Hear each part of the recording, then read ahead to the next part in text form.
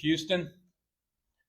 We're here today to ask for the public's help in providing information leading up to the arrest of the suspect and/or suspects responsible for the shootings on October 26th, November 1st, and November 2nd. 3 victims were shot on October 26th. 3 victims were shot on November 2nd. Crime Stoppers may pay up to a $5,000 reward.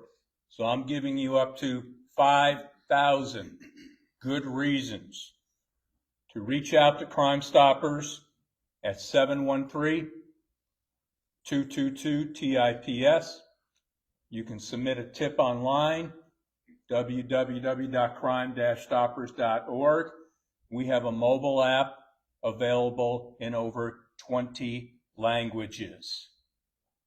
Joining us here today, members of the Harris County Sheriff's Department, Homicide Division, Command Staff, and they're going to discuss each case individually, and I'm going to turn it over to Assistant Chief Nanny.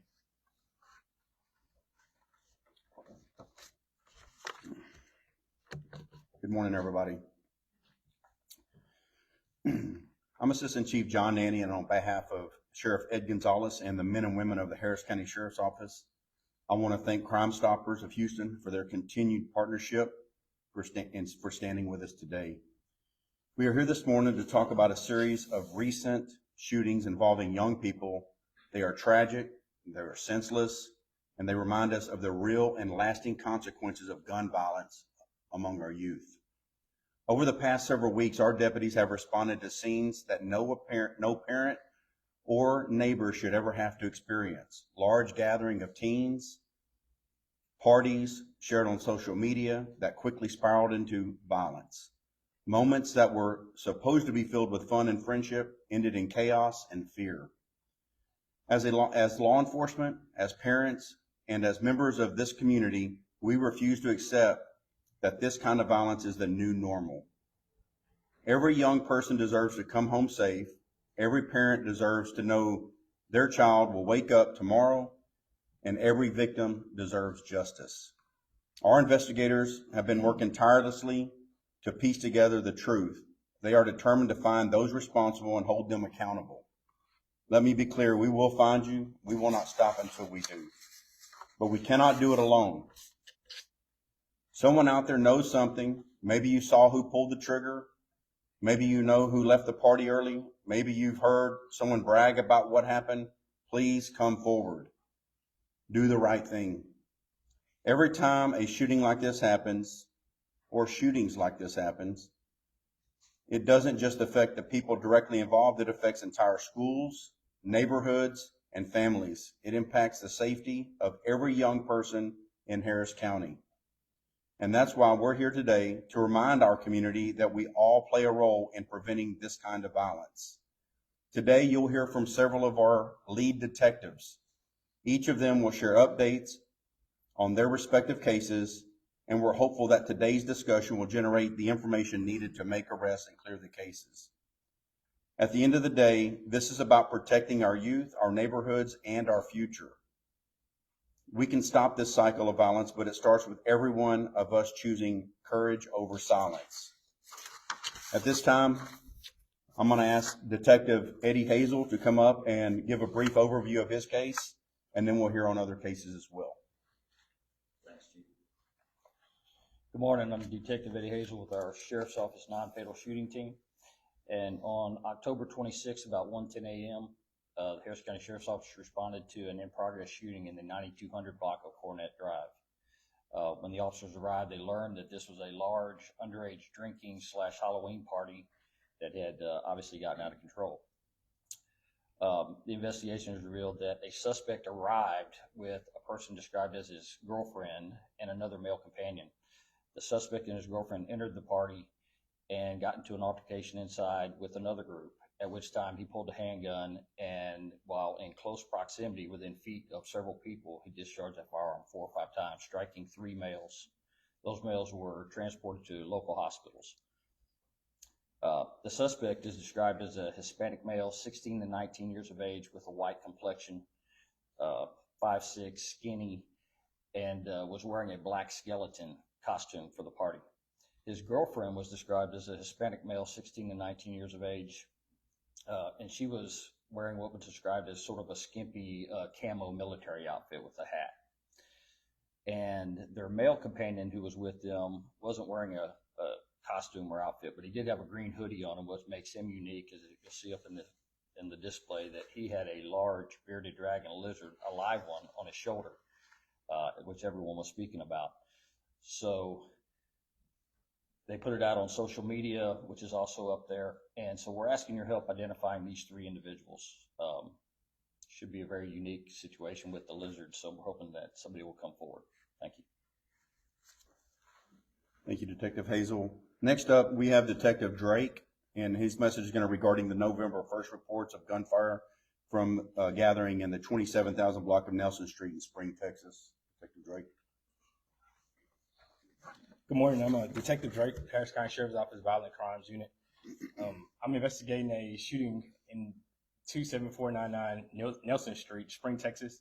It was a large juvenile Halloween party.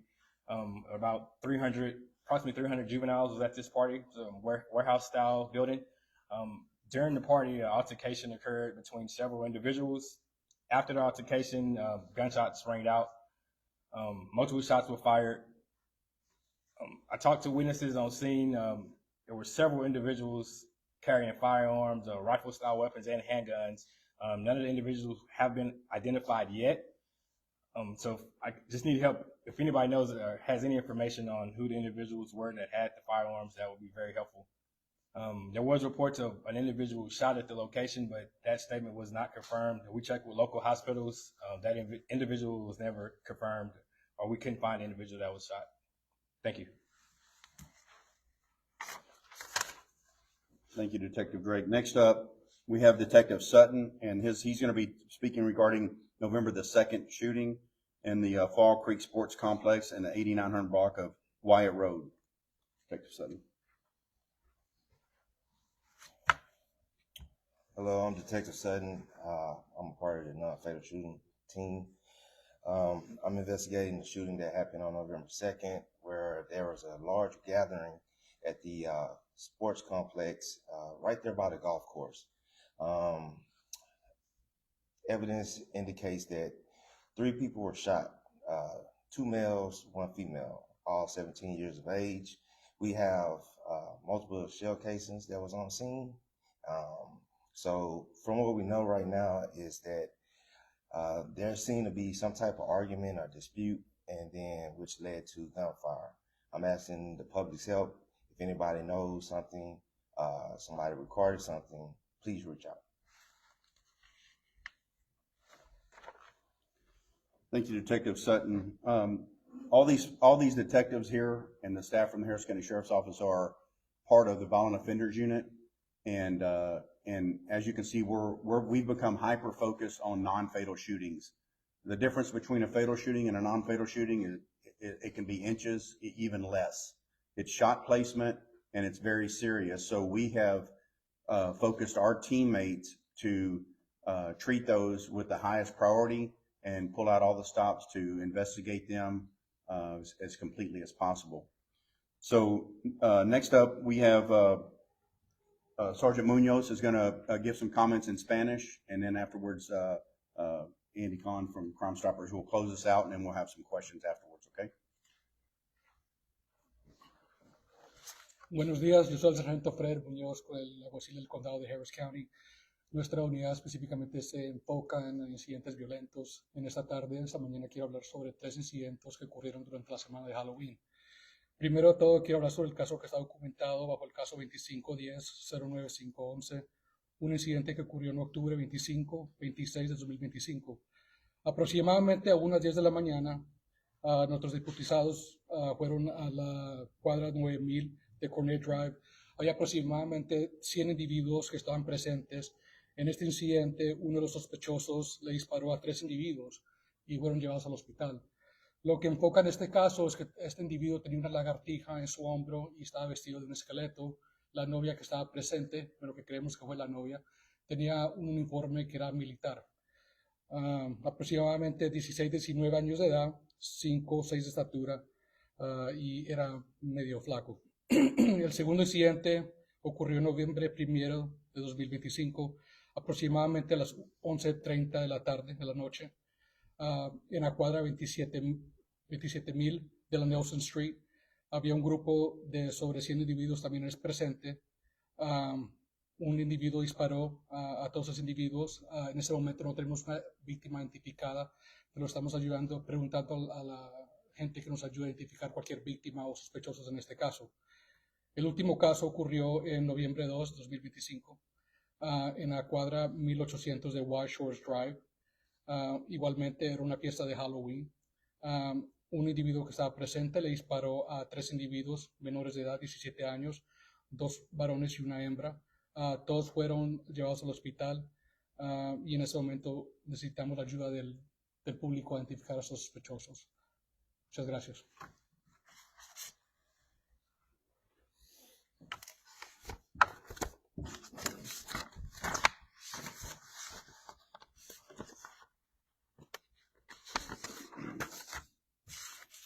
You know, once again, we're asking for the public's help. You are our eyes and ears out there. And let's be real. As you've heard from all the detectives, somebody out there knows something in each of these cases. Somebody knows who fired the shots. And as Chief Nanny said, 6 people were shot. And that could have been 6 people dead as a result of those shots. It's time for you to step up to the plate and do the right thing. We need answers. Families need answers.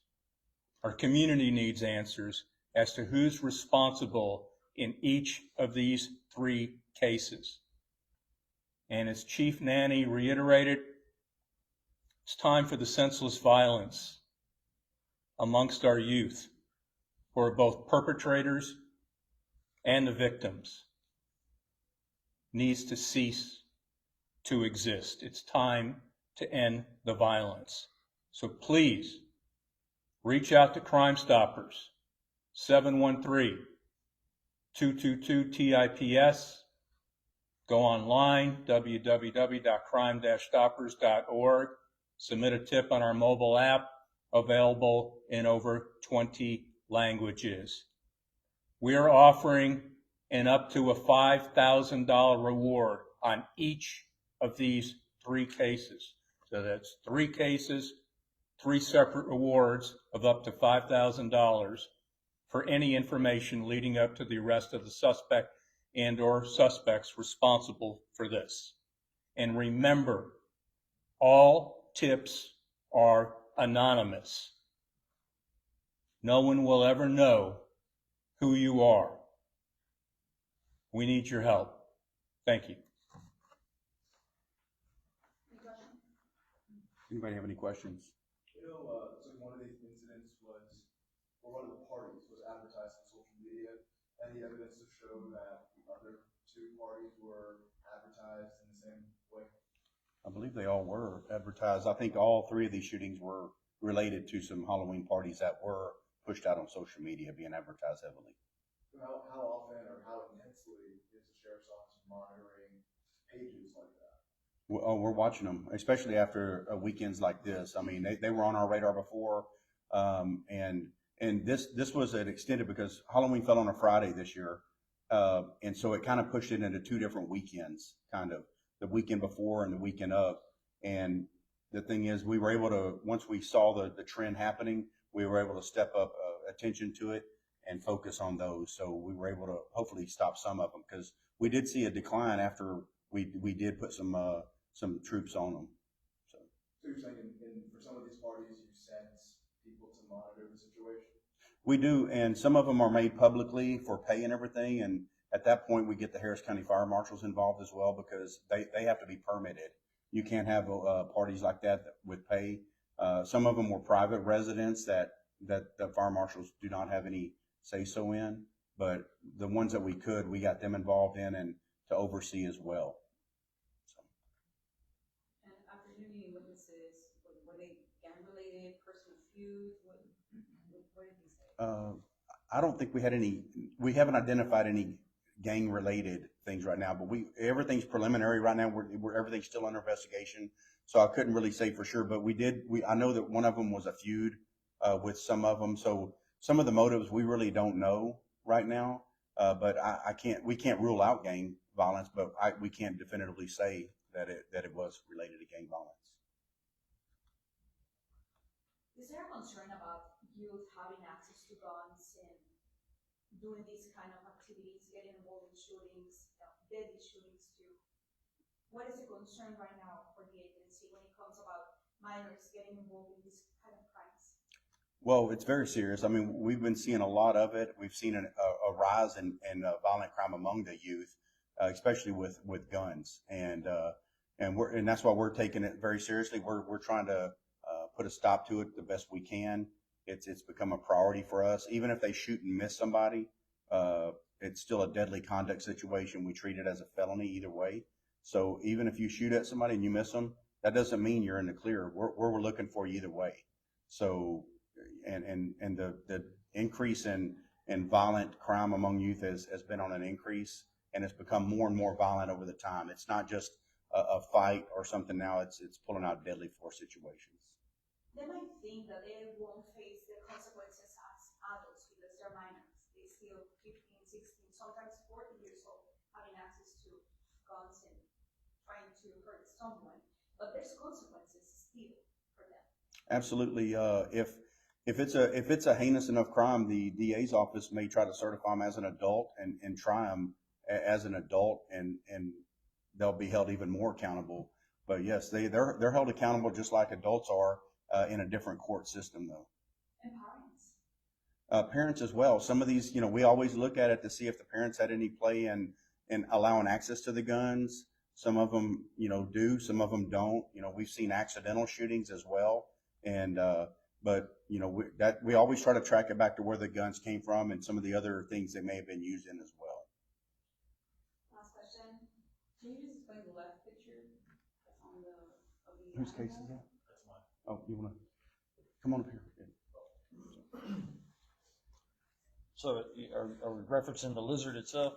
Yeah, the picture is dead, is it alive? No, it's deceased. So at the end of the night, I walked out on the street. They were all telling me about the lizard being on this guy's shoulder, but they were describing it as a gecko. But then I saw it in the middle of the street and thought that that'd be a good information put out to the public. And it was dead in the street though, bearded dragon. Was trampled? It looked like it may have been run over. There were a lot of vehicles. There was probably 100 to 150 people that were at the party at the time of the shooting. And so, on the way out, I'm sure it just got trampled or run over. I'm going to make one last comment on what Chief Nanny said. I'm imploring the parents of everybody, all the parents that read that knew about all three of these cases. You need to step up to the plate and talk to your kids and ask them to come forward. It's time to be a parent. Thanks.